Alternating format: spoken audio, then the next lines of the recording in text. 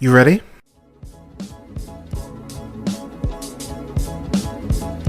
You're listening to the Real Pineapple Podcast Network.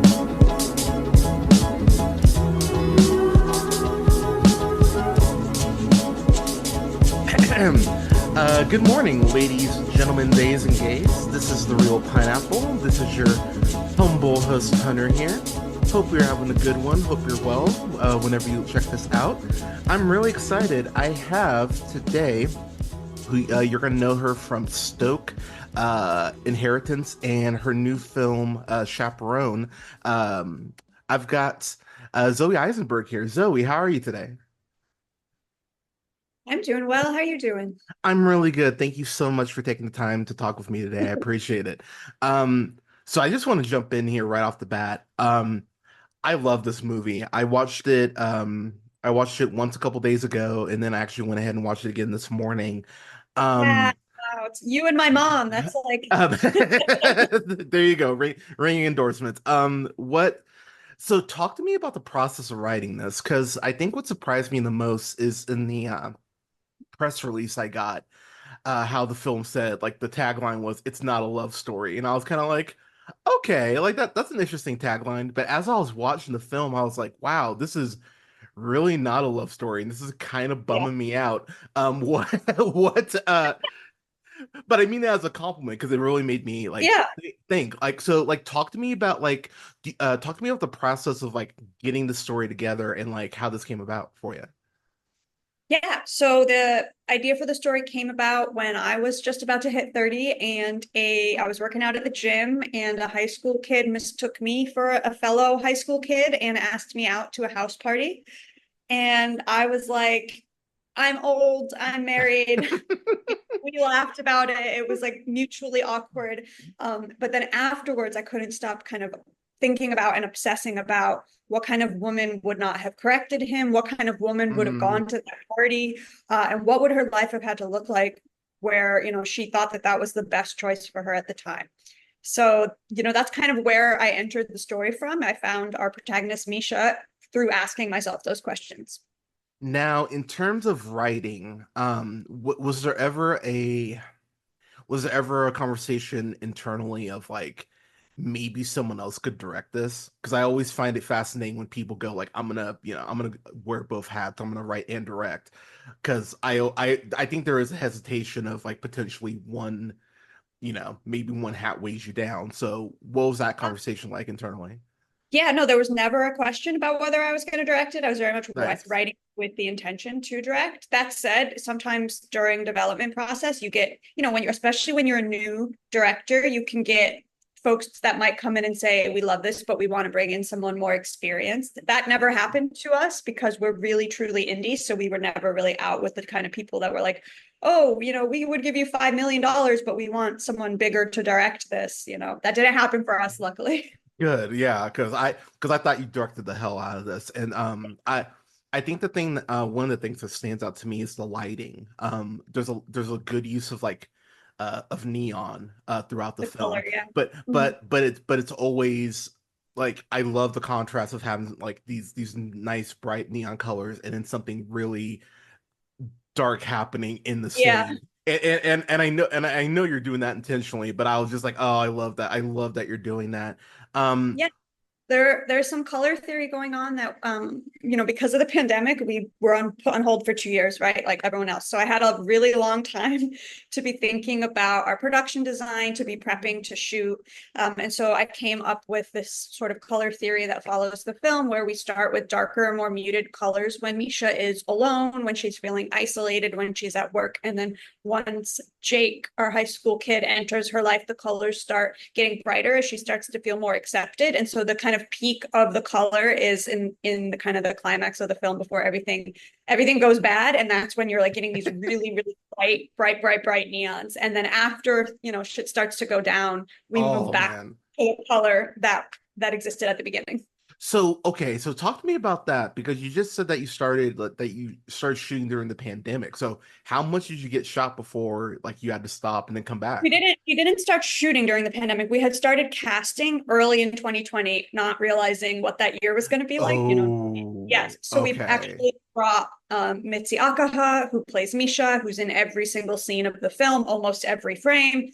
So we brought her on in 2020, and then we didn't get to shoot it until 2023. So we had about two and a Damn. half years where she was attached, and her and I would go back and forth on the script, but also I was, doing all of the prep work, like thinking really hard about what this is going to look like, what it is going to feel like. What was the biggest change that occurred from the script from the break you had to take because of lockdown to what you finally finished shooting? Um, you know, I think I don't know if the script changed in a massive way. The characters changed and deepened. When I bring an actor on, I love to work with them with the character because I think I just have so much admiration for actors. What they do is so incredibly hard, and they end up making the character that I write so much better. So, for instance, with Mitzi, we ended up rewriting Misha to be half Japanese and half Jewish, like Mitzi is, to kind of mirror her family Nice. dynamic. Mitzi's also a former competitive gymnast, so we brought that into Misha's character because I found it really interesting to be like, what if this was someone who was really ambitious and competitive when they were young, but is not anymore and is now Mhm. entering a relationship with someone who still is those things. So I will say, I thought, um, I'm gonna butcher her name, but yeah, Mitzi. Yeah, you're saying Yeah. Mhm. I thought, oh man, I thought she was incredible in this, and just as I was watching the movie, there's so many points. Like, I think what I find so fascinating about her and how you wrote her is, to your point, she is someone that we find out was competitive earlier in life, and then just shit just kind of wore her down, and she just kind of stopped. I kept going back and forth of her because and I don't want to give too much away, but there's you find out that she's been at this one position for 12 years, and she's actively being told by her friend, like, you will make more money, I need more help, like, please take this promotion. And she's like, no, no, no, I'm good. I'm sitting here going like, girl, just take the goddamn you're like, but I love that because I was frustrated. But then you see this kid, and then as I'm watching, I'm like, oh no, like, how bad is this gonna get? And I truly mean this as a compliment. It takes a lot to make me feel uncomfortable. The last third of this movie, I was like, God damn, Uh, this is like Shakespearean, and how like how shit just gets way darker than I thought you would like it would get. When you're writing this, was there any, how do I put this? What is the give and take versus like wanting your audience to stay invested in like, but like not falling too much like that torture aspect of your audience, because you can lose audiences that way. Like, yeah, I don't know. I try not to think about that part too much because I don't get so much in my head. I just try to think about the human experience, and if I feel like I'm nailing this character, then I just hope that people will identify, and it seems to be working. But I agree so much on, there's just so much hanging on Mitzi's performance, and even on the page, like I would get some notes when we were just sending it out to folks of like, there isn't enough tension in this film, there really is not enough tension, there's not enough driving it. And I was like, I really? promise. Well, but that's on the page. That's Hmm. without the amazing performances of when you're just alone with her in her house and you're kind of feeling what she's feeling because of what a phenomenal actor she is. I knew that that was going to be there. I also knew that our score was going to add so much tension, which is Yes. Taimane, who's an amazing ukulele virtuoso here in Hawaii, did our score. So I knew that there was going to be just these elements that were going to really make you feel, like you said, uncomfortable. But I love that you brought up the ambition angle with Misha, because that, as I said, I tried to think about, where would a woman have to be making this choice, and I really started to think about societal. Yeah. And she's such an interesting character to me because, in my opinion, when we start the film, she actually has her shit together. She has been maintaining the same job for 12 years. She's not ambitious, so she's not looking for growth or more responsibility. But at the same time, she's showing up for work. She's on time. She's Yeah. doing her, she's in an incredibly privileged situation where she lives in a home that she inherited. So she doesn't have the financial pressures of needing to make more money. And I don't think there's anything wrong with either of those things, but No. the culture, our culture, American culture is so ambitious. I myself am a very ambitious person. Most creatives are. But I kind of was thinking about, well, what if you weren't? And what if that is actually what's alienating the people around you is your self-satisfaction with simplicity? And then she feels so alienated and so isolated that when someone comes in and makes her feel good about herself, she hasn't had that in so long that she can't really bring herself to break that kind of mirage that she is to Jake. Does that make sense? No, that absolutely does. And I think that's what was so like that was the give and pull for Yeah. me because she's making these decisions where I'm just like, you fucking moron, stop doing Yeah. this. But as I'm sitting there at the beginning part, and I want to give you credit again here as a writer, I fucking hated her brother so much. The whole fucking time. I was like, he's such an asshole. And I was like, obviously what she does is like the thing she goes through, not great. But I'm like, he gets such a pass on everything that as a Yeah. dude, I'm sitting here, I'm like, if you're actually giving them the same amount of shit, which you should be, then Yeah. maybe he doesn't spiral like this. And like to your point, I found that so fascinating in the sense that she just needed a hug. She needs someone to tell her that like what she's doing is like she's Enough. okay. It's enough. Yeah. She's yeah. And so I think there's a real tragedy in that she feels so alienated and so isolated by people telling her she's doing the wrong thing that she ends up doing the wrong thing. Yeah, I love the way you wrote her because you really do like you sympathize, but then there's that point where you just go, oh, like Yeah. you're like you know. Um Yeah. We all have those friends, right? Who are like, I did this thing, and you're like, I love you, but you're an idiot, right? And so yeah, exactly. I want us to feel that way about her. I feel that way about her. I wanted to throw it back real quick because you mentioned their name. Who is it who did the score?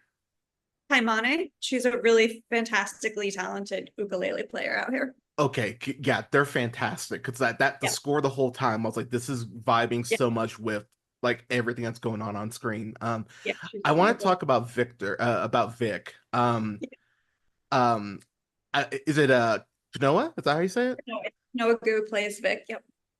Oh my God, he's incredible. Like he's so good in this, and the chemistry between him and Mitzi is so perfect. What was the casting pro like? What was that casting process like as far as nailing this down? Because I mean, obviously, given the subject matter and given the story, like you have to have people who are able to like read between the lines and even like have those unspoken things just with like their facial expressions and all that. Yeah. There's a scene again, I won't spoil, in a kitchen that the conversation that these two have Oh, that that's Laird. that You're talking about Vic, or are we talking about Jake? I mean, they're both phenomenal. So Kanoagu plays Mitzi's brother, and Laird Akeo plays her boyfriend. oh, let's start with the brother first. Let's start with the brother first. Okay. Yeah. Yeah, because he's such a monster. I like he's so terrible. But then there's that point where you're like, he's dumb, but he's right in what he's Yeah. criticizing. Yeah. So, but you're also not a fan of him, so it's kind of like the messenger is wrong. Um, like I love the way you wrote their dynamic. Was that sibling dynamic like but yeah, how did you kind of go about writing that? Was that because that's probably the most complicated relationship maybe in the film outside of the romantic one, obviously. Yeah, it is. I mean, I have a brother, so it's Oh, okay, easy for that me. makes sense. Although the relationship between them is very different than with my brother, but I am able to pull from those things. But what was interesting to me is like they're half siblings, right? And they were raised sort of as friends growing up, and they still carry that kind of that friendship banter. But like you said, he gets a pass on everything that he does, where Misha does not, at least from their parents' perspective. So I was able to play with that and make him kind of a foil for Misha. Yeah, like because again, to your point, like he is a foil, but there is this point where you're like, yeah, he's actually right in Oh, totally. Yeah. in Yeah. what he's saying. Yeah, Jake, um, that's the boyfriend. Pardon me, I Boyfriend, yeah, mixed up. Claire. Yeah, pardon me, I mixed up. But yeah, they have this one conversation, and I think this is the best directed scene to throw it back to you.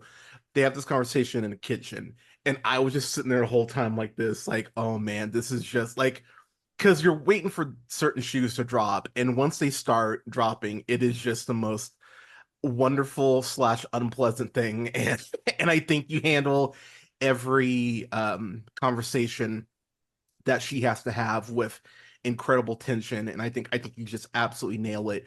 Is there a certain scene in particular that you have a fondness for as far as directing, like once you stop filming that scene you're like yes, like is there any of those scenes that jump out to you? Well, yes, but it's actually kind of funny, silly, because working with the cat, right? We had our cat star. That's one of the Yeah. stars of the film. She's the first person on screen, even before we meet Misha, is the cat, and she's played by a phenomenal Kitty, who was 21 years old when we shot. She was deaf, and yeah, and she was, a lot more calm on set because she wasn't startled by things that a cat might just naturally be scared of. But there's one scene where Jake and Misha are in bed and the cat is also in bed with them, and it's a three shot where they all are kind of lying on their sides with just like half their faces showing. Yeah. And that was just happenstance that the cat laid down that way. And That's so cool. when you're shooting an animal that it's not a professionally trained animal where you can just be like, okay, lay down and do. So everyone's just holding their breath, and the cat just lays down in this like perfect profile shot with the three of them stacked in bed. And when that Oh, wrapped, that's awesome. screaming joy. So it's like a very small moment, but it just so beautiful. And for me, the symbolism with what's going on right there is huge. So yeah. I love that shot too. I know the shot you're talking about. Last question for you. Yeah. I I'm excited for people to get to the ending of this because when it ended, I was like, oh, like, and again, no spoilers, people, but it's one of those things where you're like, what, in the best way. Yeah. Is there a certain message? Is there something that you want the audience to take away once the credits start rolling? Because I'll be honest, I had to like sit with this for a bit once the credits started rolling because I was like, wow, that was heavy. But is there anything that you want your audience to take away? Any questions you kind of want your audience to go ahead and have, like as far as discussions or anything? Again, I try, like, I think a lot about feeling and mood and character, but if I let myself fixate on what the audience is going to feel afterwards, then I feel like I'll get too far in my head. But I do, when I'm thinking thematically about this film, especially, we live on this island, right? Where the film shot, which means so much to me. It's my home. And I view Misha as an unlikely predator, I call her. She's kind of an invasive species. She's brought into this world of high school student that she does not belong, and she has no natural predators, and she ends up doing what invasive species do, which is thriving while negatively impacting everyone around them.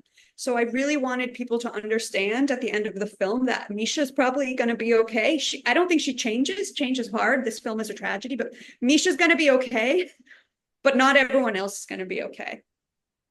Okay, I love that. That makes sense. No, it does, and I'm dancing around stuff because I really want people I know. We can't to like actually talk yeah. about like what we think would happen after, everyone's like, okay, but that's where it ends. But what happens in the moment right after, and I do have opinions on that, but we can't share because it'll spoil it. Yeah,